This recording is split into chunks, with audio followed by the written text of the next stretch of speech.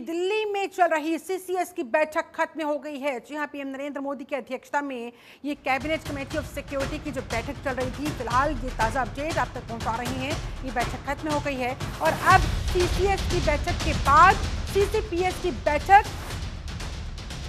20 minute हुई CCS की बैठक और अब सीसीपीएस की बैठक शुरू हुई है। तो सीसीएस बैठक खत्म हो गई है, सीसीपीएस की बैठक अब शुरू हुई है।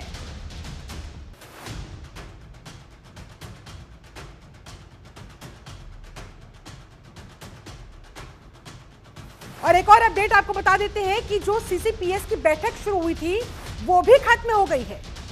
सीसीएस के बाद जो कि तकरीबन 20 मिनट तक की बैठक चली, सीसीएस की बैठक के बाद सीसीपीएस की बैठक भी खत्म हो गई है। ताजा अपडेट पीएम आवास पर ये सीसीपीएस की बैठक चल रही थी। सीसीएस की बैठक के खत्म होने के तुरंत बाद सीसीपीएस की बैठक शुरू हो गई थी और अब ताजा अपडेट, ताजा जानकारी फिलहाल जो अंदर खाने से सामने आ रही है, पीएम आवास पर चल रही सीसीपीएस की बैठक भी खत्म हो गई है। अब क्योंकि देखिए बैठकें तो खत्म हो रही है, मीटिंग्स तो खत्म हो रही है, लेकिन उन मीटिंग्स में क्या कुछ फैसला लिया गया है, क्या कुछ चर्चा हुई है और अब भारत की आगे की क्या कुछ रणनीति है पाकिस्तान को सबक सिखाने को लेकर, पाकिस्तान में बैठे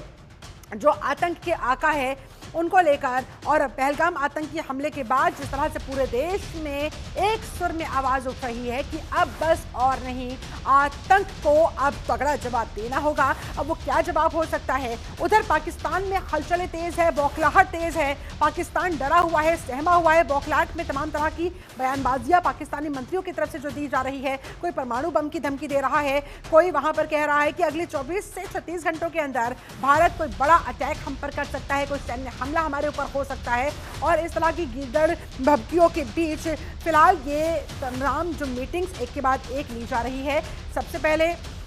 सीसीएस की मीटिंग हुई, सीसीपीएस की मीटिंग हुई और दोनों ही बैठकें खत्म हो गई है। सबसे पहले बैठक को लेकर अपडेट ले लेते हैं, हमारे साथ आंचल यादव जुड़ी हुई है। आंचल, सीसीएस बैठक खत्म हुई, क्या कुछ निकलकर सामने आ पा रहा है? उसके बाद जो सीसीपीएस की बैठक चल रही थी वो भी खत्म हो गई है। ऐसे में क्या कुछ चर्चा हुई और क्या कुछ बड़ा ऐलान हो सकता है और कब तक हो सकता है, क्या जानकारी?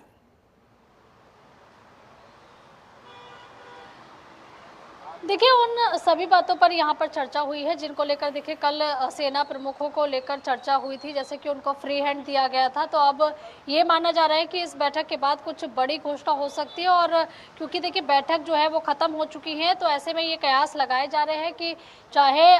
समुद्री रास्ते के जरिए हो या फिर देखिए जिस तरह से अगर धरातल पर उतरकर हम बात करें, सेना के जरिए अगर अटैक कराने की बात हो, सबक सिखाने की बात, इसको लेकर देखिए यहाँ पर चर्चा हुई होगी। ये संभवतः जानकारी जो है ये मिल पा रही है और साथ ही देखिए ये भी यहाँ पर चर्चा होगी कि आर्थिक रूप से, यानी कि चाहे वायु रास्ते की हम बात करें तो जो विमान होते हैं उसके जरिए कैसे सबक सिखाया जाए, यानी कि वायु रास्ता जो होता है उसको कैसे उसके जरिए नुकसान पाकिस्तान को पहुंचे। इसके साथ ही देखिए अगर हम बात करें, क्योंकि सीसीपीए की हम बात करें उसमें कई ऐसे मंत्री हैं जिनके अलग अलग विभाग हैं, चाहे हम शिवराज सिंह चौहान की बात करें जो कि कृषि मंत्री हैं, इसके अलावा जेपी नड्डा की बात करें, गृह मंत्री अमित शाह की बात करें, वित्त मंत्री निर्मला सीतारमण की बात करें, इसके अलावा देखिए चाहे हम सर्बानंद सोनोवाल की बात करें, यानी कि वो तमाम लीडर इसमें शामिल हैं जो कि अलग अलग विभाग के मंत्री हैं और वो इस बैठक में शामिल हुए थे। तो जाहिर सी बात है कि उनके विभागों से रिलेटेड भी यहाँ पर चर्चा हुई होगी, जो कि जो भी संभव कोशिश हो सकती है बौखलाया हुआ है। आंचल, एक तरफ तो आर्मी चीफ्स के साथ जिस तरह से मीटिंग पर मीटिंग्स हो रही है, दूसरी तरफ जो सीसीपीए की मीटिंग हुई उसके अंदर फाइनेंस मिनिस्टर निर्मला सीतारमण की मौजूदगी, यानी कि सैन्य हमला कैसे फाइनेंशियली भी चोट पहुंचाई जा सकती है पाकिस्तान को, क्या इसीलिए पाकिस्तान इतना डरा हुआ, सहमा हुआ? बिल्कुल, देखिए किसी भी देश को अगर मान लीजिए आप अटैक करते हो, जिस तरीके से आपने देखा होगा कि पिछले दिनों जो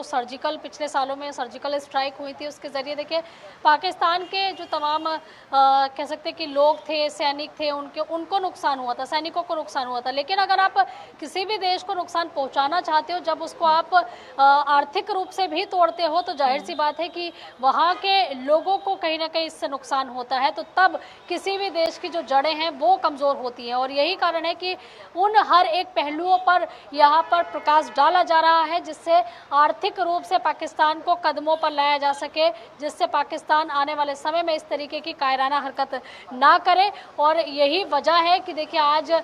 सीसीएस की बैठक में, चाहे हम बात करें सुरक्षा को लेकर बैठक हुई या फिर देखिए आर्थिक मामलों को लेकर हम बात करें उसको लेकर बैठक हुई, और आज पूर्ण कैबिनेट की बैठक भी होगी, जो कि देखिए पहलगाम हमले के बाद बैठक होने वाली है। उस बैठक में भी ये माना जा रहा है कि कुछ ऐसे महत्वपूर्ण फैसले लिए जाएंगे जो कि पाकिस्तान के खिलाफ होंगे और भारत के हित में होंगे, और भारत के लोगों के अंदर जो गुस्सा पाकिस्तान के लिए पनपा हुआ है उस गुस्से को देखिए कहीं ना कहीं शांत। चलिए, राजधानी दिल्ली की हलचलें आपने बताई, अब मैं निसार अहमद का रुख करना चाहूंगी। वहां जम्मू कश्मीर में किस तरह की हलचलें हम देख रहे थे, तस्वीरें भी सामने आ रही थी निसार की, कैसे वहां पर बंकर साफ किए जाने लगे हैं, कैसे वहां पर तैयारियां शुरू कर दी गई है, रसद इकट्ठा करना शुरू कर दिया गया है, यानी कि मामला गंभीर है, तैयारियां पुख्ता हैं।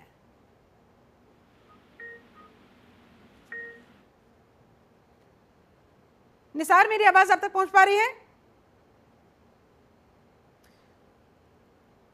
चलिए, एक बार फिर से आंचल में आपका रुख करना चाहूंगी। अब चूंकि देखिए पहले सीसीएस की बैठक हुई, उसके बाद सीसीपीए की बैठक हुई और तकरीबन 20 मिनट तक ही सीसीएस की मीटिंग चली, यानी कि कुल मिलाकर सारे तैयारियां पहले से ही पुख्ता थी। बस वहां पर जाकर ब्रीफिंग की गई होगी, पीएम नरेंद्र मोदी के सामने सारी चीजों को रखा गया होगा और उसके बाद फिर तुरंत अगली बैठक 20 मिनट के बाद सीसीपीए की शुरू कर दी गई।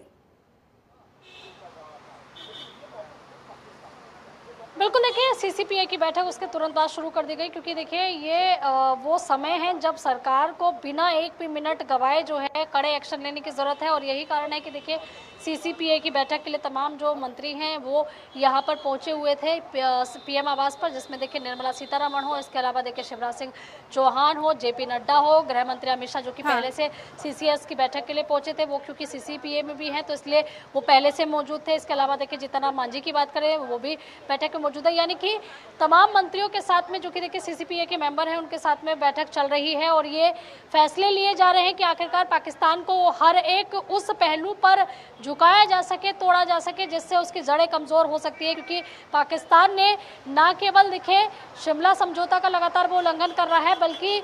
पाकिस्तान जो है गीदड़ भपकियां भी दे रहा है, खून बहाने की बात कर रहा है भारतीयों की पानी रोका जाएगा तो खून बहेगा। रक्षा मंत्री वहाँ के कह रहे हैं कि हम युद्ध के लिए तैयार हैं। यानी कि आप ये एक छोटा देश है, लेकिन हाँ इतना ज़रूर है कि मुस्लिम देशों की बात करें तो परमाणु पावर जो है वो पाकिस्तान के पास है उसमें, और कहीं ना कहीं यही कारण है कि दोनों भारत और पाकिस्तान दोनों परमाणु पावर है। और कहीं ना कहीं देखिए एक डर भी पाकिस्तान को है, क्योंकि विदेशी पटल पे बात करें तो वहाँ पर भी उसको मुँह की खानी पड़ी है। सभी लोगों को ये पता लग चुका है कि पाकिस्तान जो है वो आतंकवाद का सहारा लेता है, और यही कारण बना जा रहा है कि पाकिस्तान इस वक्त तिलमिलाया हुआ है और तमाम तरह की जो बयानबाजी है वो और इसलिए आतंकपरस्त पाकिस्तान को सबक सिखाने के लिए राजधानी दिल्ली में ये सारी मीटिंग्स, ये सारी हलचलें। चलिए आंचल, आप हमारे साथ बने रहे। निसार अहमद, वहां जम्मू कश्मीर में किस तरह की हलचलें, एक बार फिर से बताएं जरा। जी बिल्कुल, अगर देखा जाए तो जिस तरह से जम्मू कश्मीर के जो हालात है इस वक्त, खासकर जो सरहदी एरियाज है वहाँ पे पूरी तरह से जंगी माहौल पैदा हो गया है, क्योंकि वहाँ पे जिस तरह से जो पाकिस्तान की तरफ से जो बार बार जो सीज फायर वायलेशन किया जाता है उससे काफी तनाव वहाँ पे बढ़ा हुआ है।